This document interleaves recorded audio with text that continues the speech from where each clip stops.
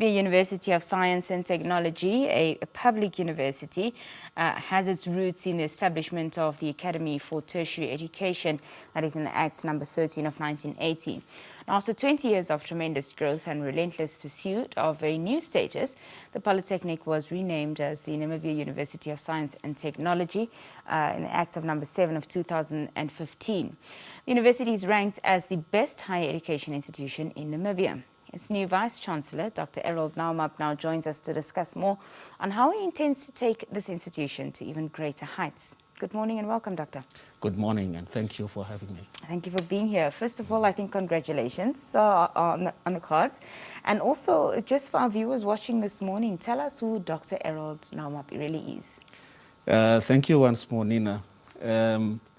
On that particular topic, I think we would need a separate session of at least 2 hours. But for the purpose of this interview, I will focus on 3 things. I'm 43 years old, family man. I'm a proud, patriotic Namibian, and my pedigree of success is built on almost 20 years of success in transformational leadership. And the third thing that I wanted to say this morning is that I love working with students. Basically, it is gratifying for me to have an opportunity to serve students as a Vice-Chancellor. Fantastic. Yeah. Well, 20 years of success, of transformational, as you just mentioned, experience, and seeing that NUST is one of, the leading universities of science and technology in Namibia and beyond. What do you think you're going to bring to the table, this 20 years of experience that you've gained in terms of, taking this university to even greater heights? Yeah, so you are right. NUST is a reputable university. What I bring to NUST is an exceptional vision. And I've talked about this vision at several platforms. It is called the 463 Transformational Agenda. What I will say this morning is 2 things about what this vision implies, and also 2 things about what it doesn't imply. The vision itself encapsulates that NUST will transform into a world-class, reputable, sustainable, technological university in Namibia. This particular vision, our main mission, is to actually harness the totality of NUST and to unleash the full potential of NUST. In terms of what it is that it is also guided by key principles. And one of them is basically to ensure that we have a human capital focus approach, that we have a student-centered approach, and that we infuse technology in all we do, but also that we have a very strong stakeholder engagement. Nina, what it is not is that this transformational agenda, there is no room for self-serving interests. Also, what it is not is that there is no room for short-term gains at the expense of long-term institutional sustainability. So this is the value proposition that I bring to NUST, and I'm confident that we will be able to attain this vision. Fantastic. You also said in your inaugural speech that NUST will focus on ensuring access to higher education is not a privilege, but a right. How do you intend on making this a reality for everyone? Yeah, I think the question of right and access to education is not merely an intent of Naomab. This is a right that is enshrined in our Constitution. And I think there are 2 fundamental questions about the access of right. The first one basically is, how do we make, or how do we exemplify as a NUST Institute the notion of equitable access to higher education? And the answer to that question is simply the NUST is a publicly funded higher education institution. And one of its fiduciary functions is civic responsibility.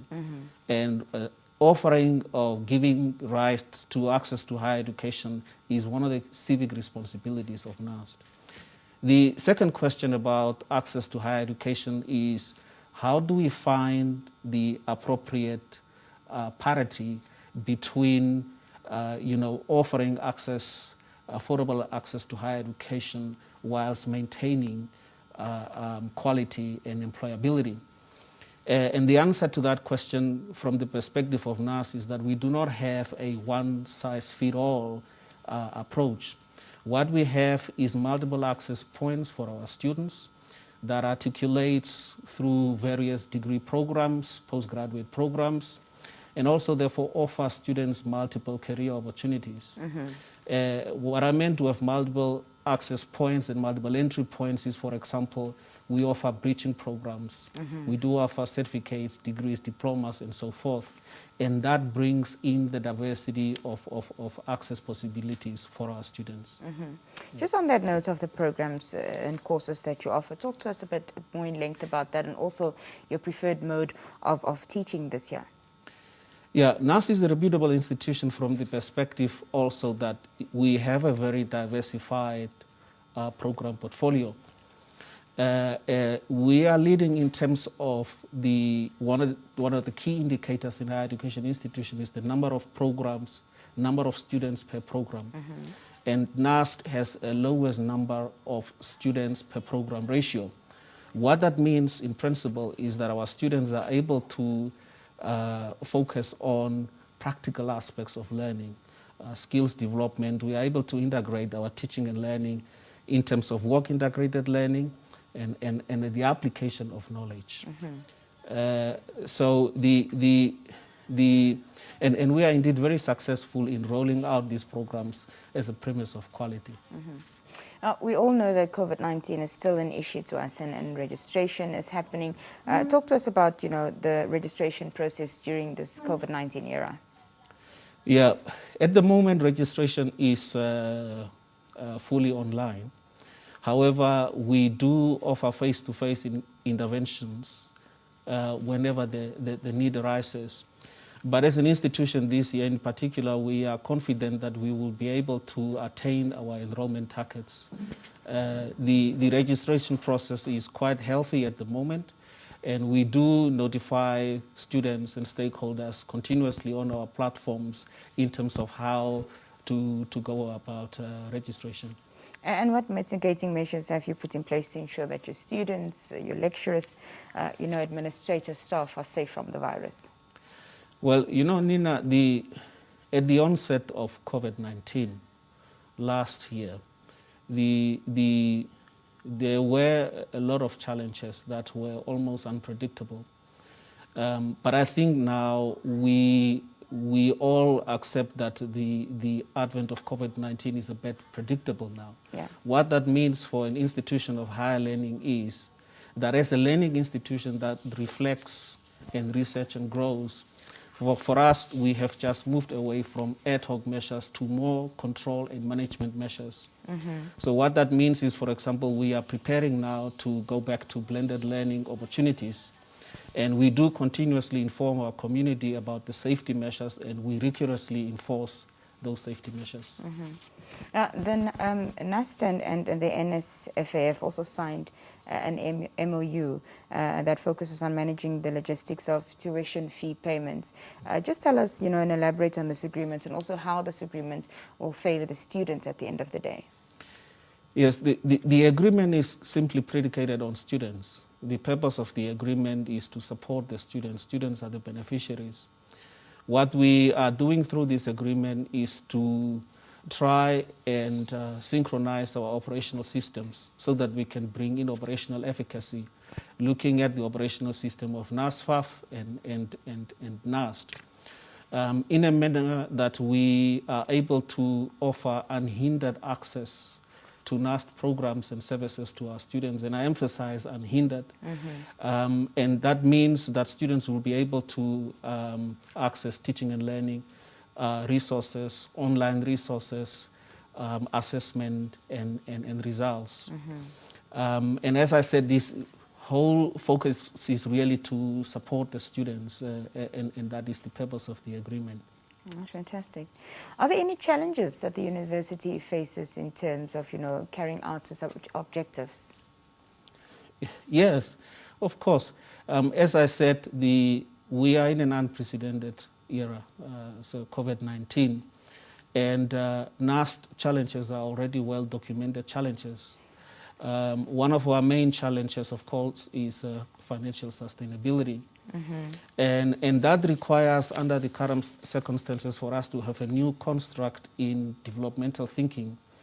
And what we are saying at NUST is basically we have to put together, robust plans for the post-COVID-19 recovery so that we are able to take advantage of the economic spur that is anticipated beyond COVID-19. Mm-hmm.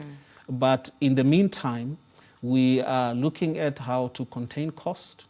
At the same time, we are looking at how we can leverage opportunities that are out there through our partners and our networks so that we can raise resources.